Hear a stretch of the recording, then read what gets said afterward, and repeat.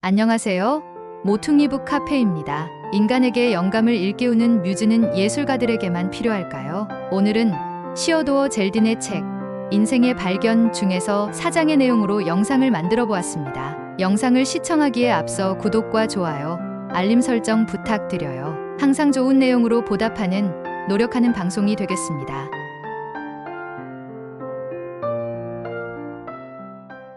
오직 사람의 아기만 세상을 처음 만난 순간에 울음을 터뜨린다. 아기는 지구상의 다른 모든 종을 물리치고 자연을 마음대로 휘두르는 종의 일원으로 태어나고도 처음 눈에 들어온 세상이 마음에 들지 않았던 걸까?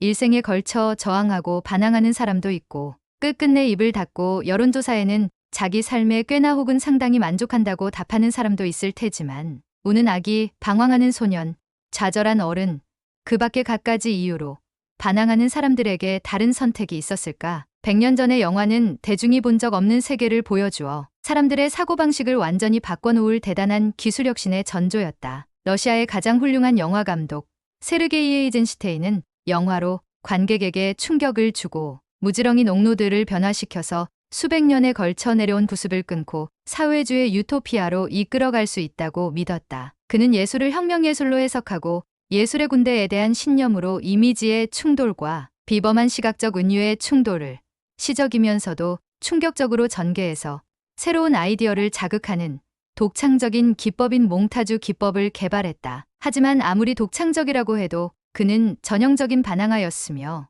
역사 속 좌절한 천재들의 기나긴 행렬에서 이탈할 방법은 찾아내지 못했다. 에이젠슈테인은 반항아의 혈통을 물려받았다. 그는 폭군이자 부르주아인 아버지를 싫어한 반면에 그런 아버지와 이혼하고 독립적으로 살면서 혼자 세계를 여행한 반항적이고 좌절한 어머니를 동경했다. 어머니는 유별났다. 나도 유별났다. 어머니는 터무니없었다. 나도 터무니없었다. 아버지처럼 기술자로 훈련받은 에이젠슈타인은 직업을 버리고 풍자 만화가가 되었다가 연극계의 개혁가가 되었다. 하지만 도를 넘는 반항아 기질 때문에 위화감을 조성한다는 이유로 연극학교에서 쫓겨났다. 혁명과 폭력과 충돌에 매료된 그는 종교를 거부하면서도 계속 종교의식에 사로잡혔다. 그는 책에 파묻혀 살고 모든 국가의 생각을 흡수하면서 세계 각지의 당대 최고의 예술가들과 어울리고 러시아와 라트비아, 독일과 유대인계 혈통을 물려받아 5개 언어를 말하고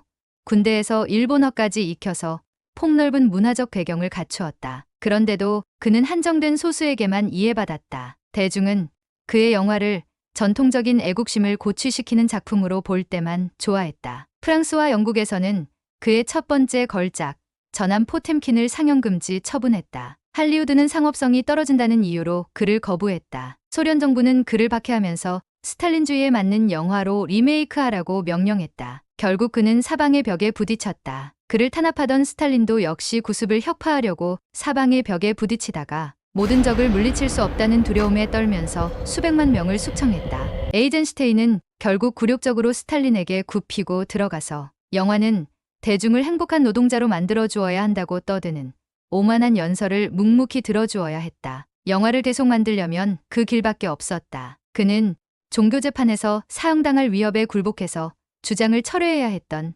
갈릴레오와 같은 딜레마에 빠졌다. 그는 이렇게 적었다. 사적인, 지극히 사적인 역사에서 이렇게 자기 비하의 수준으로까지 몸을 굽힌 적이 몇 번 있다. 그는 책상 앞에서 편지를 쓰다 죽었다. 편지에는 이렇게 적혀 있었다. 나는 평생 애정 어린 인정을 받고 싶었지만 물러나라는 강요를 받는 느낌이었고 그래서 영원히 구경꾼으로 남은 것 같았다. 에이젠슈테인이 대중에게 그의 생각을 불어넣거나 새로운 생각을 즐기도록 설득할 방법이 있었을까? 그보다 앞서 변화를 주도한 사람들의 역사를 돌아봐도 그리 희망적이지 않다. 인류의 놀라운 독창성의 승리는 희망을 현실로 만들지 못하고 뜻밖의 문제만 양산한 혁명에 의해 퇴색한다. 독재를 타도하면 새로운 독재가 포퓰리즘적인 구호를 내걸고 그 자리에 들어선 사례가 많다. 수세기 동안 억압받고 좌절한 민중이 무수히 저항해왔지만 여전히 거의 모든 사람이 불만과 회한을 품고 살아간다. 누구도 양심의 가책에서 자유롭지 않다. 세계는 더 부유해졌고 위생적으로는 깨끗해졌지만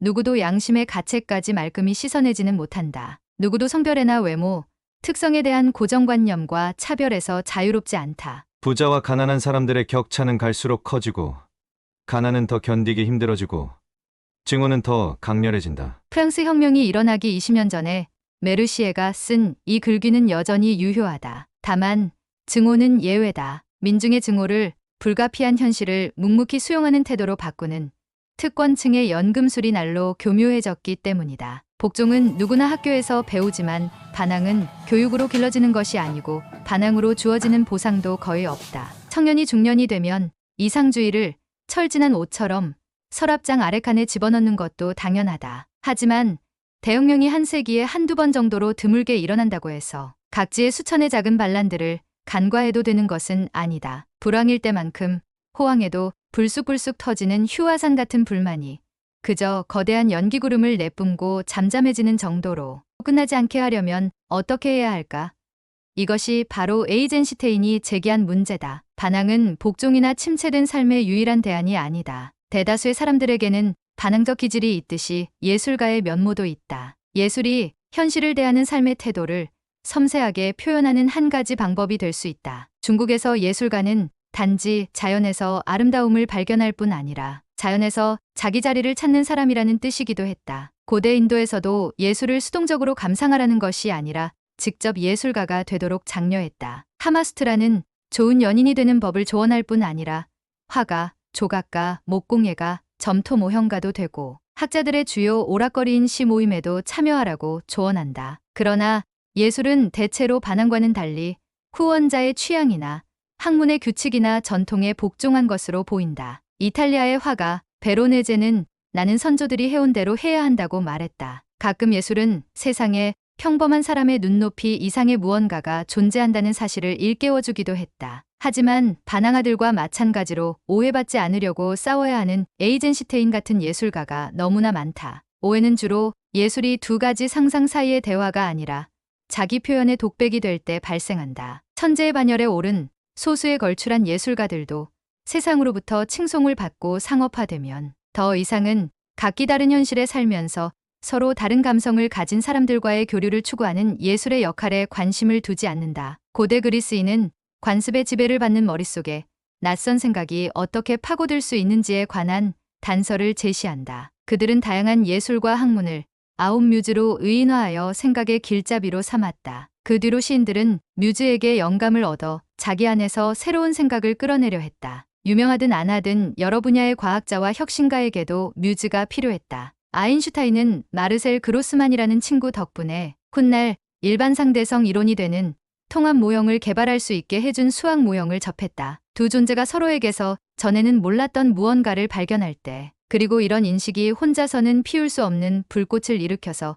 각자의 상상의 경계를 넘나들 때 비로소 자유로 향하는 새로운 문이 열린다. 누구나 뮤즈가 될 수 있고 누구에게나 재능을 꽃피우는 뮤즈가 적어도 하나, 이왕이면 여럿이 필요하다. 그런데 뮤즈는 어디에서 발견할 수 있을까? 자신의 생각을 다른 사람의 생각과 접목하여 새로운 기회를 창출하는 것은 창조성이 아니라 감성이다. 남에게 관심을 갖고 모두가 다르고 놀라운 존재임을 인식하면 뮤즈를 만나는 길이 열린다. 뮤즈는 낭만적인 영웅과 낭만적인 반항아를 대신하는 이상을 제공한다. 뮤즈는 이상화된 열정에 집착하거나 적에 맞서라고 부추기기보다는 인류의 무한한 다양성을 탐색하고 성찰하도록 이끌어준다. 반항과 잔혹성에서 성취감을 얻는 독재자에게 가장 효과적으로 대처하는 방법은 반항이 아니라 그들의 소나귀에서 빠져나와 도망치고 이주해서 저희끼리 싸우고 서로를 파멸시키게 놔두는 것일 수 있다. 반항아와 독재자가 한 쌍으로 묶이지는 않지만 이들은 애증의 관계처럼 서로에게 집착할 수 있다. 이런 관계에 얽매이면 영원히 세상에 갇혀버린다. 적대감으로 연결된 집단에서는 누구든지 혐오의 대상이 될 수 있기 때문이다.